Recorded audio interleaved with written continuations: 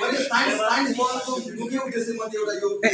Science र रिलिजनको के relation छ भन्नुको लागि चाहिँ मैले यो साइन्स पढ्नुको उद्देश्य हो र यस विषयमा म के भन्न चाहन्छु भने भगवान धर्म चमत्कार ज्योतिषशास्त्र आत्मा पुनर्जन्म यी जे पनि छन् यी सबै अन्धविश्वास अब यिनीहरूको किन यिनीहरू अन्धविश्वास हुन् भन्ने कुरा हामीलाई लाग्छ कि अब यो यसको बारेमा के भएन यो भएन त्यो भएन डाक्टर अब्राहम कपुर भन्ने एउटा हुनुहुन्छ साइन्टिस्ट डाक्टर अब्राहम कपुर उहाँले यसमा पिएचडी थीसिस पनि गरिसक्नु भएको छ जो मान्छेलाई यो भूत छ जस्तो लाग्छ आत्मा छ जस्तो लाग्छ देवी देवता आउने पिचास आउने जस्तो लाग्छ यसको तीनवटा कारण मात्रै छ भन्छ यसको तीनवटा कारण छ उहाँको पिएचडी थीसिसको संश्लेषण हो त्यो तीनवटा कारण मध्ये एउटा कारण हो या त मान्छे ढोङ गर्छ 80% मान्छेहरू ढोङ गरिरहेका हुन्छन् यो कुरा झुटो हो 80% मान्छेले ढोङ गरेका हुन्छ दोस्रो कारणमा psychological disorder dissociative identity disorder personality disorder भन्ने साइकोलोजीको बारेमा त्यति हामीलाई ज्ञान छैन साइकोलोजीकै कारणले गर्दाखेरि जति पनि रोगहरू छन् ती सबै साइकोलोजिकल डिसअर्डर हो अनि छोटकरीमा म खालि मात्र भन्न चाहन्छु तेस्रो कारण हो सजेसन हामीले सजेसन कुनै कुराको लियो भने त्यो सजेसनले हामीलाई असर गर्छ जस्तै हामी गाउँमा जाँदाखेरि पहिला सुरुमा हामी सरस्वती बाटो जान्थ्यौँ कहिले राति बिगिन आउँदाखेरि तब कुनै कसैले भन्थ्यो त्यो पिपलको रुखमा चाहिँ भूत छ है त्यहाँनिर भनिदियो भने त्यो पिपलको रुखमा पुग्ने बित्तिकै कसैले फाँड तान्यो जस्तो लाग्यो अब त्यसले भनेपछि तानिस लाग्यो उसले भनेपछि कसैले तान्ने हामीलाई हामी ठेस लाग्ने डर्ने नभनेपछि हामी जाने किनकि त्यो भनेको सजेसन स्वीकार गर्नु भन्छ त्यसलाई हामीले जे कुरा सोच्यो त्यस्तै हुन्छ त्यस्तो लाग्छ त्यसलाई सजेसन स्वीकार गर्नु भन्छ यो तीनवटा कारण हो आत्मा भूत प्रेत जे पनि भन्छ यसको कारण तीनवटा हो अझै म रिपिट गर्न चाहन्छु एउटा ढोङ अर्को साइकोलोजिकल डिसअर्डर अर्को हो सजेसन स्वीकार गर्नु अब मैले चाहिँ हामीले त्रिचन्द्रमा पनि यो विषयमा छलफल गरेँ त्रिचन्द्रका मैले 10 जना विद्यार्थी साथीहरूलाई नास्तिक बनाइसकेँ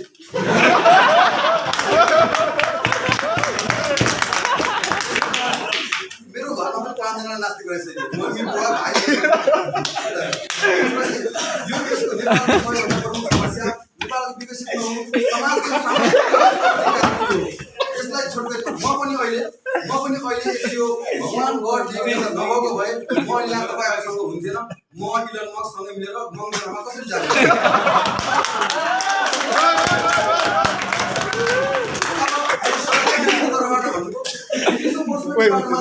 फिजिक्स केमिस्ट्री बायोलोजी साइकोलोजी कुनै पनि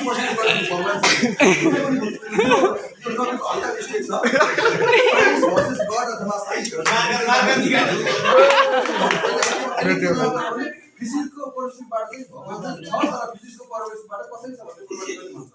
अब यसको लागि म फिजिक्सको पर्सपेक्टिभ एउटा प्रमाण दिन्छु सानो जस्तै हामीले जहाँ पनि भन्दाखेरि यस्ता सुन्ने गर्छौँ जस्तै हनुमान चालिसामा त सूर्य र पृथ्वी बिचको दूरी दिया छ यस्तो दिया छ उस्तो दिया छ जस्तै युग सहस्त्र योजन पर भानु लील्यो ताकि मधुर फल जानु भनेर एउटा श्लोक छ त्यो श्लोकलाई त्यहाँ भाग गरेर ठ्याक्कै सूर्य र पृथ्वी बिचको दूरी निकालेको छ यो सूर्य र पृथ्वी बिचको दूरी निकालेको छ भने यो साइन्टिस्टहरूले निकाल्नुभन्दा अगाडि यिनीहरूले कसरी निकाले यो पक्कै पनि छ ग्यारेन्टी हो भन्छ त्यसको लागि म अहिले 2 मिनेटमा प्रुभ गर्दैछु त्यो कसरी रङ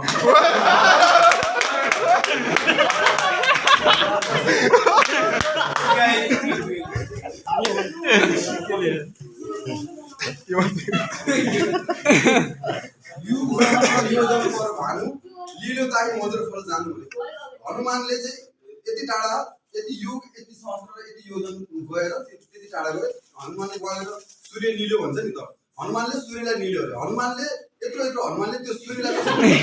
जबकि सूर्य पृथ्वी भन्दा 3 लाख गुणा ठुलो छ यदि हनुमानले सूर्यलाई निल्यो मानौ निल्यो भने त त्यस हनुमानको पेटभित्र हुनुपर्ने बाहिरतिर छ निलिसकेपछि फेरि हग्या हग्यो त्यो अब फिजिकली कसरी चाहिँ रङसम्म प्रुभ गर्नु छ हामी 11 मा फर्स्ट च्याप्टर छ युनिट एन्ड डाइमेन्सन मैले कक्षा 10 मा पनि अलिकति राखेको त्यसमा के भन्छ भने कुनै पनि फर्मुलाको लागि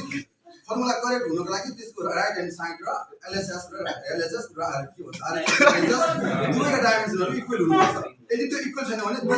दिस इज डाइमेन्सनली इनकरेक्ट भनेर 2 मार्क्सको क्वेशन आउँछ अब यु भनेको समयको इकाइ हो र यसको डाइमेन्सन हुन्छ टी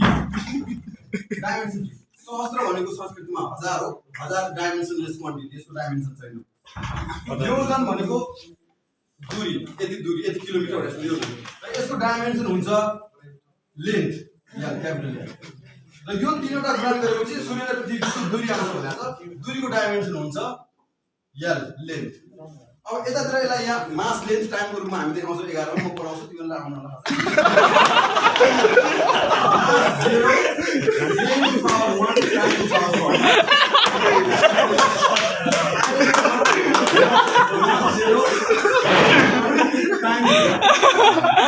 Oh yeah. यहाँ एउटा छ टी एउटा छ यता यहाँ एउटा छ टी छैन 0 छ मासको दुई बजे 0 छ here RHS and LHS are not equal that's why this equation is dimensionally incorrect जो चाहिँ यो जो इक्वेसन छ यो डाइमेन्सनली इन्करेक्ट हुन्छ यो चाहिँ साइन्सको फिजिक्सको हिसाबले इन्करेक्ट छ यो म्याथको हिसाबले पनि यसमा इन्करेक्ट छ म्याथको हिसाबले पनि युगमा योजनमा कुनैमा 8 माइल हामीले हेर्दाखेरि कुनैमा 8 माइल राखेको छ कुनैमा 7.5 माइल राखेको छ कुनैमा 6 माइल राखेको छ त्यो भनेको जब साइन्टिस्टहरुले पत्ता लगाउँछन् जब उनीहरुले पत्ता लगाउँछन् तब के भयो भने पहिला त धर्मले जित्थ्यो डार्विन आउनु भन्दा अगाडि जब चार्ल्स डार्विन आयो जब धेरै टेक्नोलोजी उत्पन्न भयो चार्ल्स डार्विन भन्दा अगाडि चाहिँ जो मान्छेहरु आए तिनीहरुले भगवानलाई अहिले मान्छ भने तिनीहरुलाई माफ गर्न सकिन्छ चार्ल्स डार्विन आइसकेपछि पनि भगवान मान्छ भने तिनीहरुलाई माफ गर्ने के अधिकार ठिकै छ जे पनि भयो हामी कहाँबाट आयो त हामी को हो त त्यसको अर्थ छैन कहाँबाट आयो के होला चार्ल्स डार्विनले भनिसक्यो हामी स्लोली सिम्पलबाट कम्प्लेक्सतिर बिस्तारै हामी चाहिँ बिस्तारै भएर इभोल्युसन भइरहेको छ भनेर चार्ल्स डार्विनको इभोल्युसन पढ्नु होला तपाईले 11 मा अलिअलि पढाइ हुन्छ 3 मार्क्समा आउँछ एक्जाम लागि पढ्नु होला त्यसपछि पढ्नु होला त्यसपछि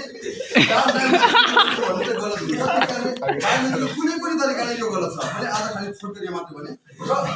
हाम्रो चाहिँ एउटा मैले सानो ग्रुप राखेको छु त्यो ग्रुपमा चाहिँ पहिला एक्लै मेम्बर थिए 10-15 जना जति मेम्बर छौं हामीले 10,000 रुपैयाँको खाएर के गरेको 1 लाखको राशि बनाउँछ यदि भूत आत्मा प्रेत देवी देवता पितृ पिचास भगवान कुनै पनि कसैले प्रमाणित गर्छ भने हाम्रो अगाडि दुई चोटी प्रमाणित गर्नुपर्छ फ्रड एन्ड प्रुफ कन्डिसनमा कुनै नझुक्याएर त्यसलाई 1 लाखको पुरस्कार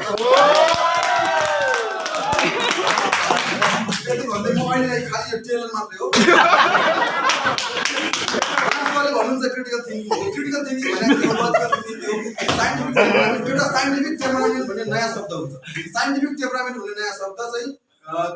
जवाहरलाल नेहरुले निकालेको नयाँ शब्द हो साइन्टिफिक टेम्परामेन्ट साइन्टिफिक एटिट्युड कसैले साइन्टिफिक तरिकाले सोच्ने साइन्टिस्ट हुनु र साइन्टिफिक टेम्परामेन्ट हुनु अलग कुरा हो कतिपय मान्छेहरु भन्छन् अल्बर्ट आइन्स्टाइनले त यस्तो भन्यो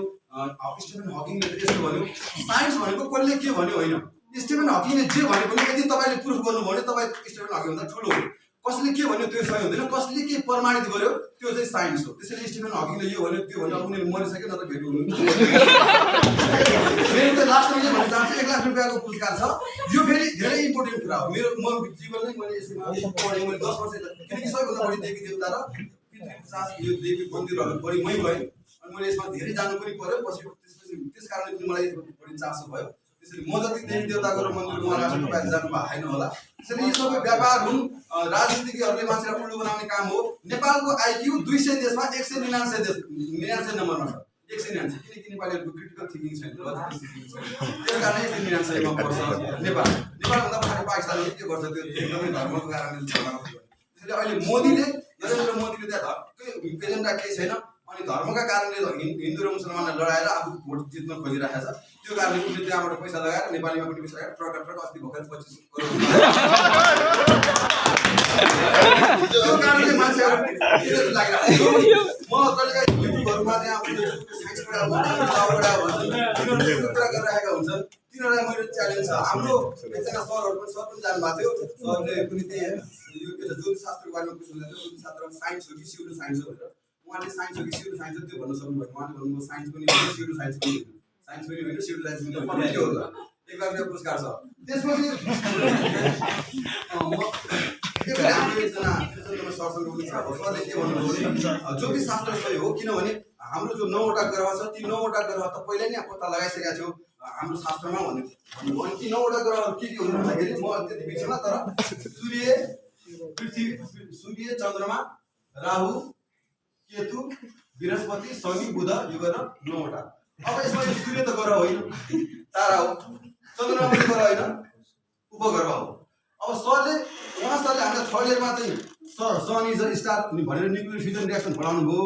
तर त्यहाँबाट बाहिर शास्त्रको कुरा गर्दाखेरि हाम्रो शास्त्रले गर्दा सूर्य चाहिँ ग्रह हो भन्नुभयो अब कति स्प्लिट पर्सनालिटी छ, यसलाई स्प्लिट पर्सनालिटी भन्छ, रिसर्च भन्छ। अब ल्याबमा हामी एउटा कुरा सोध्छौँ ल्याबमा, अनि बाहिर चाहिँ एउटा कुरा गर्छौँ। मेरो दिदीले भन्नुभयो हाम्रो दिदी सामाजिक पढाउनुहुन्छ गाउँमा, अनि त्यहाँ छुवाछुत गर्नु हुँदैन यस्तो भन्नु थियो, तर घरमा चाहिँ त्यहाँ होइन दलितहरूलाई भित्र पस्नु दिनुहुन्न। मैले दलित साथी लिएर भित्र बस्नु दिनु भन्नुभयो। अनि मैले भने तपाईँ त सामाजिक पढाउनुहुन्छ, सामाजिकमा त यो गर्नुहुन्छ, किन पस्नु दिनुहुन्न भनेको, त्यो त पढाउने चिज हो। त्यसैले यो कुरा बुझ्नुपर्छ, नेपाल गरिब रहनुको एउटा मुख्य प्रमुख कारण। त्यसैले मैले भनेको म विदेश जान चाहन्न, किनकि म नेपालमा यिनीहरू विदेश जाँदा 5 लाख रुपियाँ कमाउँछन् महिनाको, त्यसमा 4 लाख रुपियाँ त त्यहीँ कटौती भइहाल्छ। त्यो बोलाउनु क्रिटिकल थिङ्किङ छैन। त्यो 1 लाख रुपियाँमा चाहिँ तिनीहरू 50,000को दाम खान्छन्, 50,000 चाहिँ घरमा त्यो पूजापाठमा पठाएर सिद्ध्याउँछन्। म नेपालमा बस्दा 1 लाख रुपियाँ कमाउँछु, 1 लाख रुपियाँ कमाउँछु, त्यसपछि यो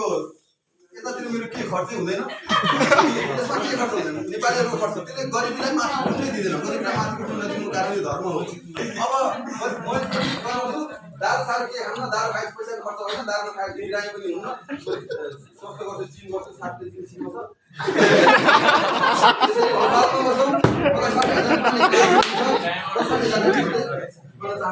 धन्यवाद।